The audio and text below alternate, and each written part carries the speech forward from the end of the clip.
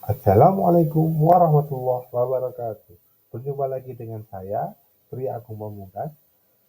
Hari ini kita akan memasuki materi tabayun dan ghibah. Nah, tabayun. Apa sih tabayun itu? Jadi tabayun adalah verifikasi. Itu adalah bahasa mudahnya. Jadi kita memverifikasi informasi-informasi yang datang kepada kita sebelum kita menerimanya. Jadi kita seleksi dulu. Jadi kalau difahami lagi, tabayun adalah proses yang dilakukan untuk meneliti dan menyeleksi berita. Jangan sampai kita termakan oleh berita hoax, itulah tabayun.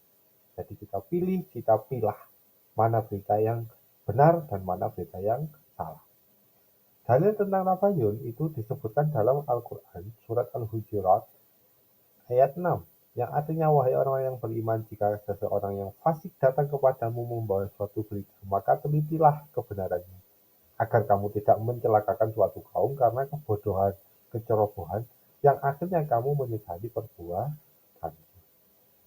Nah, dari dalil ini kita dapat memahami bahwa jika kita membawa berita yang bohong atau menerima informasi yang salah, kemudian kita sebarkan informasi tersebut, maka kita termasuk orang-orang yang membawa kecerobohan kepada orang lain, dan hal itu tidak diperbolehkan.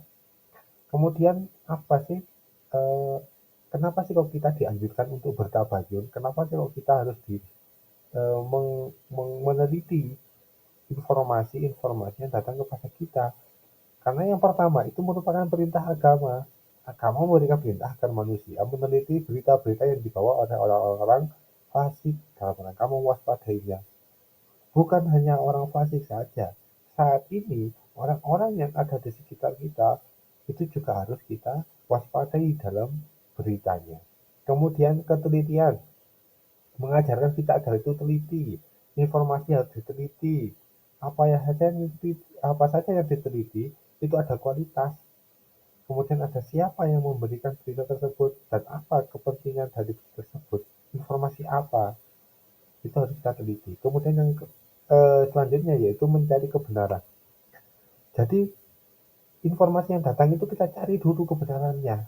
Jangan langsung diambil, langsung disebarkan, tapi dicari kebenarannya, diputuskan berita tersebut benar atau tidak, baru kalau itu benar dan jelas kebenarannya, kita bisa menyebarkan informasi tersebut.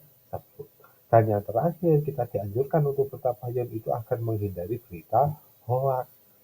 Jangan sampai kita termakan berita hoax dan kemudian menyebarkan berita hoax.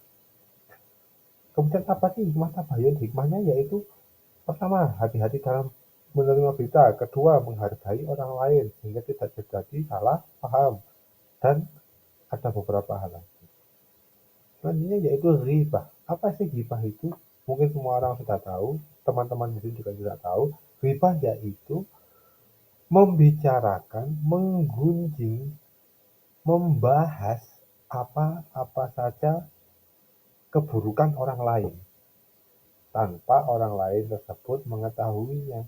Artinya kita membicarakan aib, membicarakan keburukan orang lain, dan itu tidak diperbolehkan. Dalilnya apa? Dalilnya ada di Al-Quran surat Al-Hujurat ayat 12. Ya, tolong diingat-ingat. Hal ini itu sudah disebutkan dalam Al-Quran, jadi hendaknya kita tidak melakukannya. Apa sih kok? Kenapa sih kok ghibah itu dilarang? Karena eh, orang yang berghibah itu perbuatannya keji. Al-fitnatu asadu minal qatl. Fitnah itu lebih buruk dari pembunuhan. Ya, jadi jangan sampai kita membicarakan keburukan orang lain, memfitnah orang lain, karena hal itu sangat membahaya, bahkan untuk orang lain. Kemudian bagaimana cara menghindarinya, dan kemungkinan ada akibat-akibatnya banyak sekali. Mungkin itu saja dari saya akhiri. Assalamualaikum warahmatullahi wabarakatuh.